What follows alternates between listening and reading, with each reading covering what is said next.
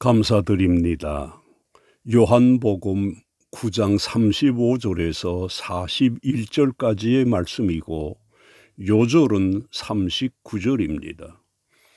예수께서 이르시되 내가 심판하러 이 세상에 왔으니 보지 못하는 자들은 보게 하고 보는 자들은 맹인이 되게 하려 함이라 하시니. 아멘. 오늘 본문 35절에 보지 못하는 자들이라고 합니다. 그래서 이 시간에는 보지 못하는 자들에 대해서 말씀하려고 합니다. 여기에서 보지 못하는 자들이란 누구를 가리키는 것일까요? 시각적인 장애가 있는 사람을 가리킵니다. 1절에 보면 예수님께서 길을 가실 때에 날 때부터 속용된 사람을 보시게 되었습니다. 이때 마침 제자들이 이 맹인에 대해서 이렇게 묻습니다. 랍비여, 이 사람이 맹인으로 난 것이 누구의 죄로 인함이니까? 자기니까 그의 부모니까? 라고 합니다. 바로 이런 시각장애자를 두고 보지 못하는 자들이라고 하신 것입니다. 우리가 이런 말씀에서 볼 수 있는 것처럼 이런 시각장애가 있는 사람은 그 어떤 장애보다도 그 어떤 장애자보다도 더 측은하게 보입니다. 눈을 보지 못하니 얼마나 불편하겠습니까? 음식을 먹을 때도 그렇고 더욱이 자기 가족들도 볼 수가 없으니 참 힘든 장애입니다. 이것만 아니라 그 불편함이 한두 가지가 아닐 것입니다. 그러나 이것은 불편한 것이나 불행한 것은 아닙니다. 그러나 진짜로 불행한 장애자가 있습니다. 그것은 주님을 보면서도 주님을 알지 못하는 영적인 장애입니다. 이것은 불편이 아니라 불행한 것입니다. 왜냐하면 주님이 39절에서 그런 사람에 대해 내가 심판하러 이 세상에 왔다고 하신 때문입니다. 그런데 주님이 보지 못하는 자들을 어떻게 하신다고 합니까? 역시 39절에서 보게 하고라고 하십니다.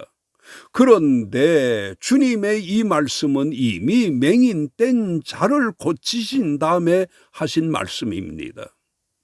주님이 6절에서 땅에 침을 뱉어 진 흙으로 이겨 그의 눈에 바르시고 7절에서 속용된 사람에게 이렇게 말씀을 하십니다. 실로암 못에 가서 씻으라고 합니다. 그런데 놀랍게도 그 맹인이 가서 씻고 밝은 눈으로 왔다고 합니다. 주님이 39절에서 내가 보지 못하는 자들은 보게 하고 하신 말씀에서 본 것처럼 주님이 이미 못 보던 자를 이렇게 보게 하신 것입니다. 우리가 주님의 이런 능력을 보면서 알게 되는 것이 있는데 주님은 인생들의 답답한 문제와 어려운 문제를 일시간에 해결하실 수 있으신 분이라는 것을 알 수 있습니다. 그런데 왜 주님이 보지 못하는 자를 보게 하신 것일까요? 이것도 39절에서 이렇게 말씀하시고 있습니다. 보지 못하는 자들은 보게 하고라고 하셨습니다. 그런데 왜 못 보는 자를 보게 하신 것일까요? 한마디로 예수님 자신을 보게 하려고 보이게 하신 것입니다. 우리가 여기에서 볼 수 있는 것처럼 주님은 맹인된 사람에게 두 가지를 다 보게 하시려고 하신 것입니다. 못 보던 시각장애를 치유하신 것이고 예수님을 믿게 함으로 영적으로도 눈 뜬 사람이 되게 하려고 하신 것입니다. 그리고 보는 자들이라고 하셨는데 이 사람들은 누구를 가리키시는 것일까요? 이 사람들은 정상적인 시각을 가진 자를 말씀하시는 것입니다. 그런데 이들은 누구를 가리키는 것일까요? 15절의 바리새인들을 가리키는 것입니다. 그런데 이 바리새인들이 15절에서 무슨 일을 합니까? 맹인되었던 사람에게 이렇게 묻습니다. 어떻게 보게 되었는지를 묻습니다. 그리고서 예수님이 이 맹인의 눈을 뜨게 하신 것에 대해 이 사람이 안식일을 지키지 아니하니 하나님께로부터 온 자가 아니라고 합니다. 주님이 바로 이런 자들을 가리켜 보는 자들이라고 하신 것입니다. 우리가 이 말씀에서 볼 수 있는 것처럼 시각에 장애가 없는 사람들이 주님의 시각으로 볼 때 그지없이 못된 사람이었던 것입니다. 왜냐하면 주님이 자신의 메시아 되심을 드러내었음에도 불구하고 주님을 보지 못하고 시비를 거니 참 한심했을 것입니다. 시각적인 장애가 없으나 주님을 보고서도 주님을 알지 못하고 주님을 정죄하려고 하니 참 한심한 것이었습니다. 그런데 정상적인 시각을 가진 자들을 어떻게 하신다고 합니까? 이것에 대해서 역시 39절에서 맹인이 되게 하려 함이라고 합니다. 그리고서 주님이 맹인에게 하신 것처럼 바리새인들에게는 하시지 않으셨습니다. 35절에서 주님이 맹인이었다가 고침을 받은 사람을 만나셔서 내가 인자를 믿느냐고 하셨습니다. 그러시면서 37절에서 내가 그를 보았거니와 지금 너와 말하는 자가 그 인이라고 하셨습니다. 그리고 이 사람이 38절에서 주님에게 이렇게 고백을 합니다. 주여 내가 믿나이다 라고 하면서 주님께 절을 합니다. 그러나 예수님께서 바리새인들에게는 이렇게 하시지 않으셨습니다. 또 그들의 태도로 볼 때 그럴 필요도 없었던 것입니다.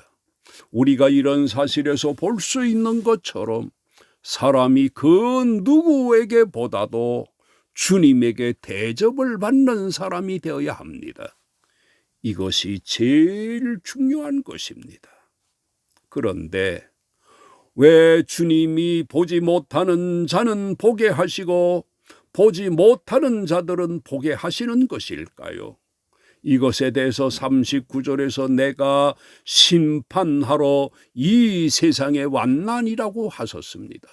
이처럼 주님이 사람들을 심판하시기에 앞서서 이런 일을 하시는 것입니다. 그러므로 누구든지 시급히 믿는 자가 되어야 합니다. 제대로 알지도 못하면서 주님을 헐뜯고 비판하는 사람이 되어선 안 되는 것입니다. 그러면 그 자신이 스스로를 심판대에 세우는 것입니다.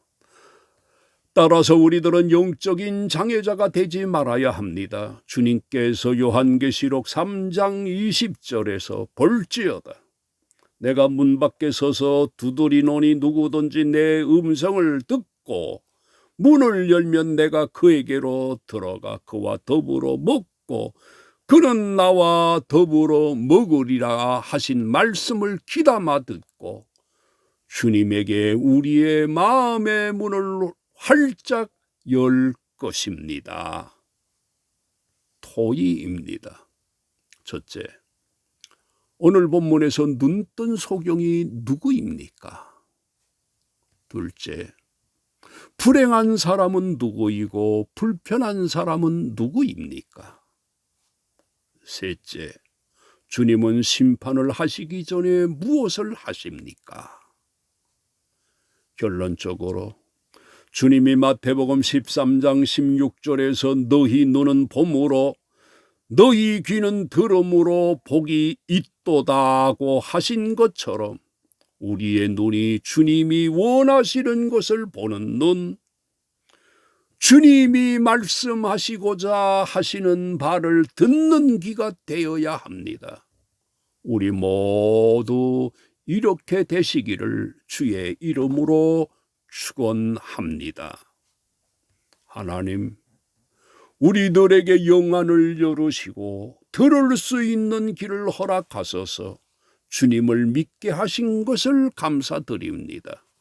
우리의 이런 눈과 귀가 세상 죄악으로 흐려지지 않게 하여 주시옵소서. 예수님의 이름으로 기도드립니다. 아멘.